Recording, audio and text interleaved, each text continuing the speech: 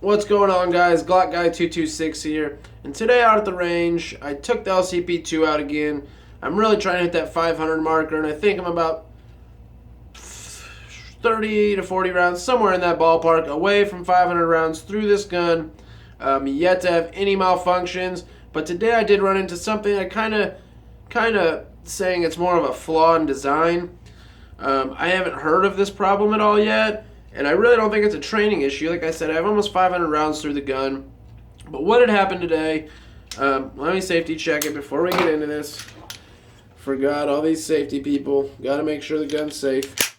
What had happened now was when I was shooting the LCP2, guys, I was about 2 or 3 rounds in, in the 6-round mag, and I had ran my 2 or 3 rounds, went to pull the trigger, and got a click. Well, I stopped, pulled the slide back, see what was going on, and my magazine had fell. My magazine had fallen about like that, just enough so it wouldn't grab that round and chamber it. Now, what had happened was this area here, this little triangle, where your thumb sits when you are shooting, is super, super slick. I mean, when your thumb's sitting here, you're just about sitting on that rest. I mean, it's really hard to get a good double thumb grip on like this gun. And even when you do shoot it, it kind of breaks your grip. And what had happened was, it was either the palm of my hand here, but I'm kind of thinking it was my thumb on the slick part here, slid down, hit that mag release just enough where it wouldn't chamber around. And, so far that's the only issue I've had out of this gun. But, it kind of made me think, like, why wouldn't they have stippled that there or put a little bit of traction there? I mean, they did a pretty good job on the rest of the gun. And so far, that is the only thing I have to complain about with it. I have almost 500 rounds through it, and that hasn't ever happened before. So chances of it happening again are kind of, they're pretty slim. But it still is something to be aware of. I just wanted to post this video, so any other LCP2 owners out there, if you are thinking about getting one, I'm not saying don't get it. It's been a great gun for me.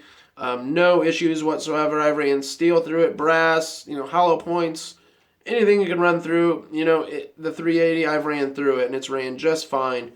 But I was a little surprised at that problem today. I have some guns where that problem comes to mind and has not happened yet. Glock 19 here. And one thing I did do with my Glock 19, I have this Hive Technologies extended mag release. Well, this mag release is huge, guys. If you could see how much that protrudes the frame there. I mean, it is a big mag release. I know on a lot of race guns, guys like to run the really big mag releases, but a problem I have with this is if I were to set this gun on the table, drop it on its side, it pops that magazine out. I mean, it really doesn't take any pressure at all to pop the mag out, and I wish you guys, you probably won't be able to tell in the video, but really just the slightest bit of push and that mag pops out. That was a big concern of mine when I first put this mag release in. I said I'm just going to run it, I'm going to carry it and see if that ever happens. I did carry a backup gun when I was trying to test that out, but I've carried this gun a whole lot with this mag release and have yet to have an issue with it. I've shot it a whole lot with this mag release and haven't had one issue with the mag falling out. But in a gun like the LCP2, that mag release is pretty stiff, guys, and like I said, it'd be hard to tell in the video, but I mean, you really got to push that sucker down to release that mag. So, that happening was kind of surprising to me. But what I'm going to do to solve that problem, and what you might be able to do, even if you haven't had that problem, maybe just to save yourself from having that issue, I'm going to put a little bit of skateboard grip tape right here.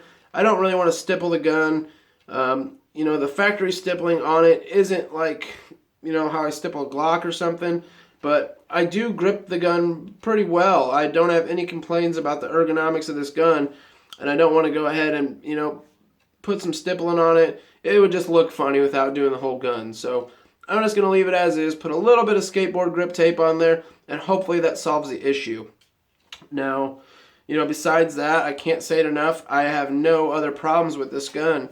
I see a lot of videos out really in the last few weeks or month of the LCP2 failing. And I'm not saying it hasn't failed on people, But there's people out there that'll tell you, you know, Glocks fail, and all guns definitely can fail. These guns are so new that there probably is some of them that got out of the factory with issues, and it probably will take a year or two for Ruger to really completely fix those issues.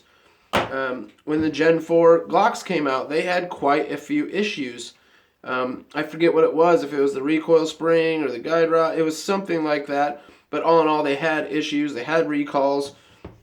So, you know, the LCP2, I think as of right now, is kind of just, I don't want to say luck of the draw, but it almost is. And I've talked to more people that have them that run flawlessly than, you know, the few people that have had issues with them.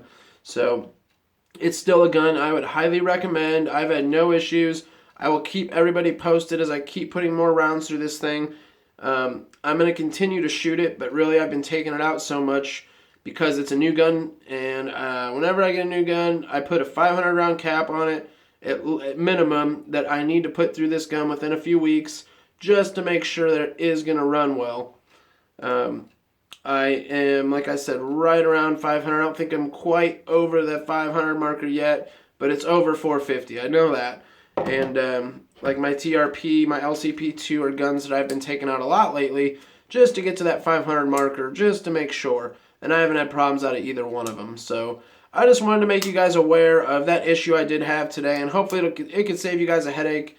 If something like that does happen at the range, you'll know what it is. So thank you guys for watching. Please sub to the channel, like this video, and have a good night, guys.